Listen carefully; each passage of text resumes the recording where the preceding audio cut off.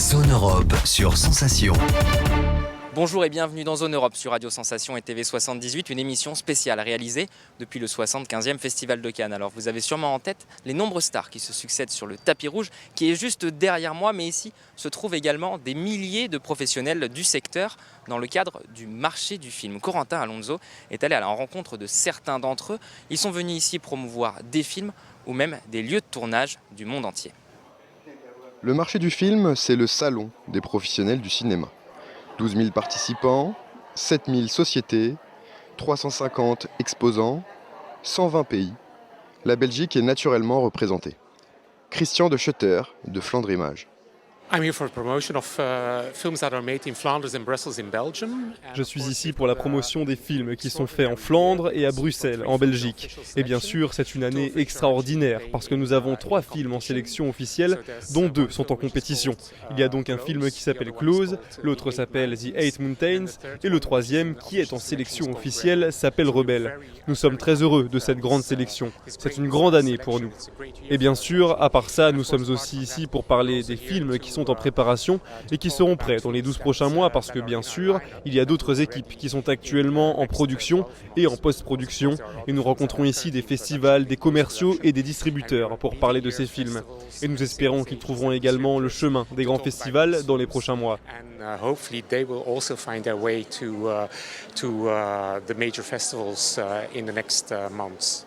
Ici aussi, pour promouvoir leurs films et faire du business, les Italiens de True Colors. Francesca Tiberi dispose d'un vaste catalogue. Nous sommes exportateurs italiens et donc on vient tous les années qu'il y a le marché du film pour présenter nos films qu'on a dans notre line-up. Par exemple, nous chez True Colors, cette année, on vient ici à présenter le film Nostalgia avec Pier Francesco Favino et dirigé par Mario Martone en compétition officielle. Et donc notre travail c'est d'exporter le cinéma italien dans le monde entier et le marché du film c'est le rendez-vous annuel préféré par nous pour venir ici à présenter nos films à un distributeur du monde entier.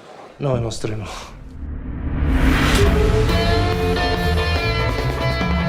Film présenté en sélection officielle, Nostalgia. 27 ans après L'amour meurtri, son réalisateur Mario Martone retrouve Cannes. C'est l'histoire de Felice Lasco, un mec qui revient à Naples après avoir vécu 40 ans dans le Maroc, Égypte, tout ça. Et il rentre à Naples pour voir sa mère. Et il va chercher un peu son passé à Naples. À Cannes, la concurrence est rude aussi, entre les pays et les régions, pour accueillir des tournages. Rendez-vous dans les salons d'un palace pour une opération séduction. Nicolas Tarantino, de la Sicilia Film Commission, partage sa vision cinématographique. La Sicile, le pays aux 1000 scénarios. Ce que je voulais dire, c'est que je n'arrive vraiment pas à imaginer qu'un film ne puisse pas se situer en Sicile, sauf peut-être pour le décor glacial du pôle Nord et du pôle Sud. Après, un scénario en Sicile peut être parfait pour illustrer n'importe quelle situation, parce que nous avons des volcans, la mer, des îles, des villes d'art, des parcs archéologiques, des parcs naturels. Il y a clairement plusieurs choix pour situer des histoires de n'importe quel type. La Sicile sera le décor de Sicilian Holidays, un film dont le tournage débutera en septembre prochain. Le Festival de Cannes, c'est une compétition. Et en sélection officielle, le film Triangle of Sadness du réalisateur suédois Ruben Östlund, un film qui a bénéficié du soutien de l'Union européenne. C'est d'ailleurs notre film coup de cœur. Il se déroule dans le monde des influenceurs et des super riches. Corentin Alonso s'est glissé à la conférence de presse du film. Une fois, en rencontrant les producteurs, j'ai dit que c'était un film sur la mode qui continue sur un paquebot et qui se termine sur une île. Et on montre un couple qui suit tout ce voyage et qui considère que leur apparence physique est une sorte de monnaie. Puis on va avoir un capitaine Marxis sur le paquebot qui est joué par Woody Harrelson. et qui va organiser le dîner du capitaine le jour où il y a une tempête, si bien que tous les passagers tombent malades, et il s'enivre avec un milliardaire russe, et puis il lise le manifeste communiste à travers son micro, de façon à ce que tous les passagers du paquebot l'entendent, et puis tout le monde vomit à cause de la tempête, et puis ça va être la fin de la civilisation occidentale. Can you relax your triangle of sadness? That's like between your eyebrows here. Okay. A little bit more. Okay. And open your mouth so you look a little bit more available. Okay, not that much, a little bit less. Puisque je viens du monde de la mode, je sais de quoi je parle. Effectivement, la beauté joue un rôle, qu'on en ait conscience ou pas, et on s'en rend compte dans ce film. C'est cela qui rend le film aussi intéressant. Dans la vie de tous les jours, nous avons de la monnaie avec nous, que ce soit notre richesse, notre beauté ou notre pouvoir. Et on place cette monnaie dans ce film, dans une situation où cette monnaie-là n'a plus aucune valeur. Et donc, qu'est-ce qu'on devient? I have one joke. Do you know how to tell a communist? It's someone who reads Marx and Lenin. And do you know how to tell an anti-communist? It's someone who understands Marx and Lenin. It's Ronald Reagan, a funny guy. Never argue with an idiot. They'll only bring you down to their level and beat you with experience. Mark Twain. I used the experience from transition in Yugoslavia. Oui, j'ai utilisé toute mon expérience de la transition en Yougoslavie, ce passage de l'économie socialiste au capitalisme. Donc, pour incarner ce personnage, je savais de quoi je parlais. I don't know, I was just born into this life. It was not my fault. And when this happened, I just felt like, why? Ce qui est intéressant dans ce film, c'est qu'on y trouve énormément de messages différents. Et chaque message est perçu différemment par chacun d'entre nous. L'idée de l'égalité me plaît. Il faut bien réfléchir aux notions de hiérarchie. Lorsqu'on est dans le haut de la hiérarchie, il faut traiter ceux qui sont en bas de la hiérarchie d'une façon plaisante. Je crois que c'est un message puissant lorsque l'on dit dans ce film notamment qu'il ne faut pas traiter les subalternes comme de la merde. Donc c'est un message qui est très intéressant et il faut que l'on réfléchisse davantage aux notions d'égalité que nous le faisons. Zone Europe. Je suis à présent avec Margot Lacoste. Bonjour. Bonjour. Alors vous êtes en charge du volet média au sein du bureau Europe Créative France.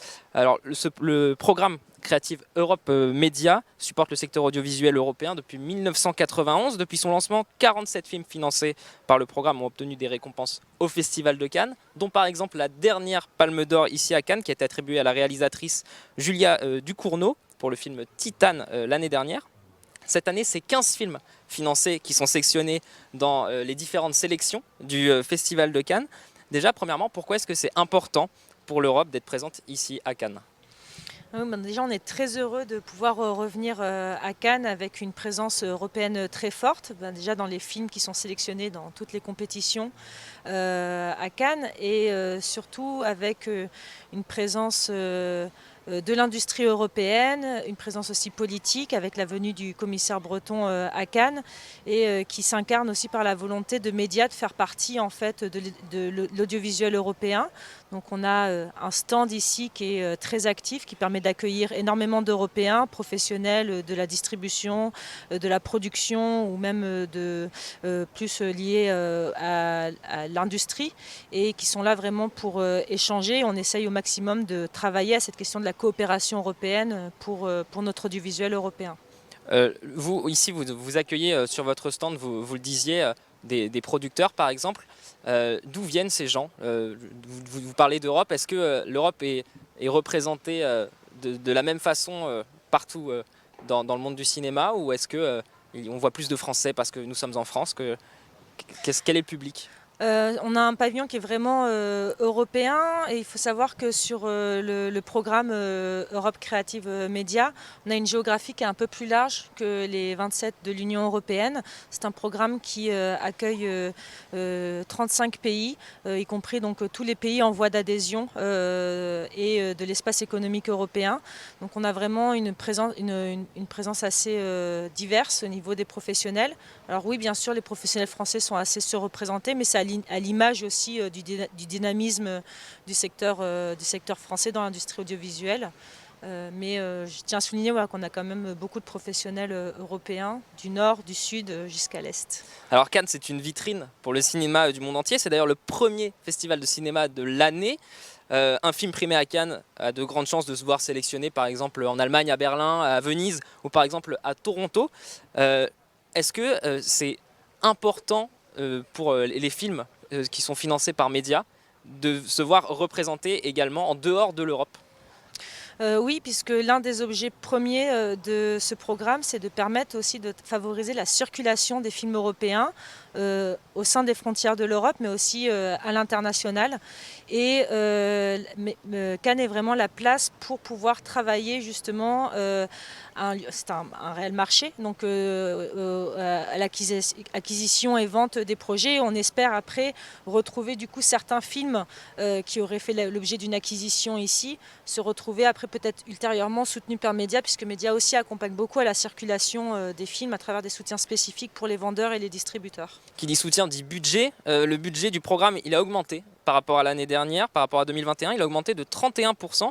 Il se porte à 385,6 millions d'euros cette année. Quels sont les objectifs de la Commission européenne à travers le Relais Culture Europe, justement en augmentant ce budget ? L'idée en fait de ce nouveau programme, c'est une augmentation qui a été faite pour l'ensemble de la période budgétaire, donc de 2021 à 2027. Donc un programme en forte augmentation pour accompagner l'ambition de ce nouveau programme Europe Créative à plusieurs écueils. Le premier, c'est d'accompagner le secteur dans une relance résiliente, plus verte, et aussi de travailler à la transition numérique du secteur. Donc c'est pour ça aussi qu'il y a beaucoup de financements qui sont axés en 2022 pour être le plus actif possible dès le début en fait, du programme sur 2021-2027 pour pouvoir participer à un maximum d'initiatives pan-européennes dans le secteur de l'industrie audiovisuelle.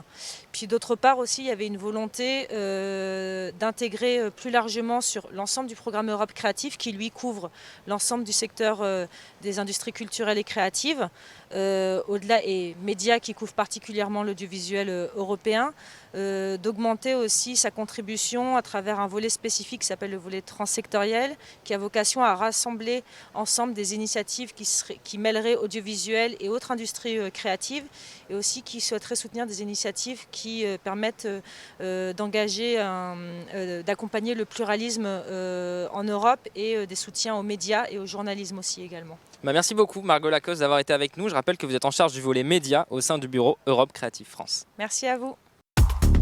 Zone Europe.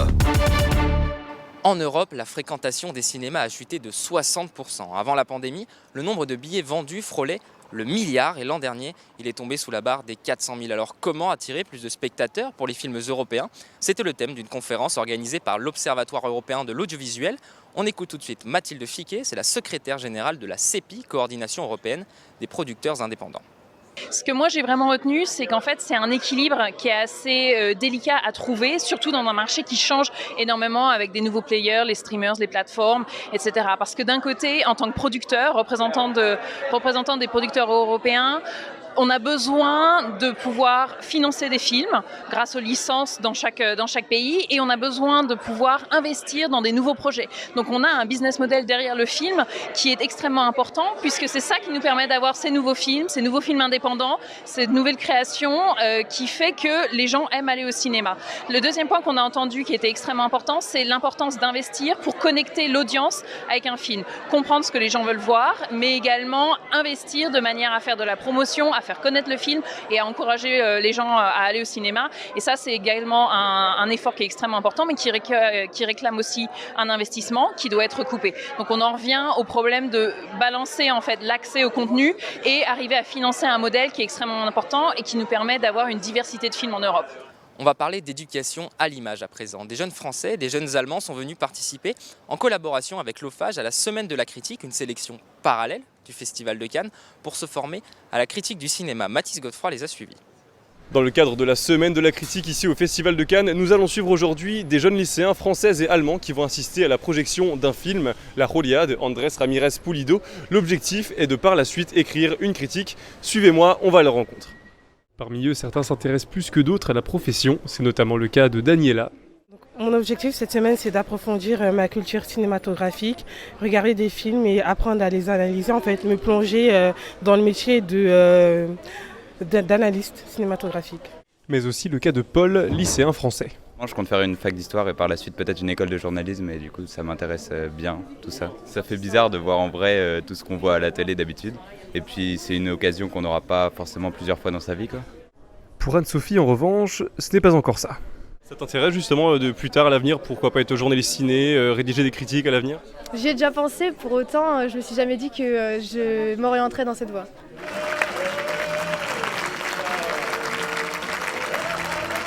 Quelle serait ta première critique, on va dire ? J'avais jamais vu de film sur le thème des prisons comme ça, enfin si, mais sur le thème de la rééducation après. Et c'est intéressant et ça parle bien, je trouve que ça décrit l'ambiance de corruption un peu du pays et c'est assez malsain comme ambiance et comme atmosphère aussi. Nouvelle étape pour nos lycéens français et allemands, rendez-vous ici au Collège international de Cannes. Ils vont aller à la rencontre de Xavier Le Herper, il est journaliste au cinéma mais aussi critique, au programme discussion et échange sur les films vus ces derniers jours, mais aussi la rédaction d'une interview de Simon Riette, un réalisateur. Xavier, est-ce que vous pouvez dans un premier temps nous expliquer les objectifs de cette journée ici avec les lycéens ? On a essayé déjà dans une première partie de l'atelier de décompter leurs émotions, leurs ressentis, ceux sur lesquels ils se sont arrêtés, les questions qu'ils se posent, les ambiguïtés du récit. Et puis on va transformer tout ça dans une deuxième partie en entretien avec le réalisateur, un entretien qui j'espère répondra à leurs interrogations. Qu'est-ce que tu as retenu justement de ce matin des conseils de Xavier sur la critique, sur le cinéma en général ? La critique, c'est pas forcément donner son avis, c'est l'exprimer, enfin c'est donner son avis mais de le donner d'une façon construite et que pour faire une interview, il faut aussi écouter et réagir à ce que disent les autres, à ce que dit celui qu'on interviewe justement. L'après-midi même, les élèves pourront enfin faire part de leurs interrogations au réalisateur Simon Riette. Je suis à présent avec Anne Talino, vous êtes secrétaire générale de l'OFAGE, l'Office franco-allemand pour la jeunesse. Alors la principale mission de l'OFAGE, c'est promouvoir les échanges et les rencontres interculturelles entre la France et l'Allemagne. Vous êtes ici à Cannes dans ce but, mais avant de parler de votre présence pour le 75e Festival de Cannes, est-ce que vous pouvez nous rappeler rapidement en quelques mots l'histoire de l'OFAGE et son importance dans les relations et l'amitié franco-allemande ? L'histoire de l'OFAGE est intimement liée à l'amitié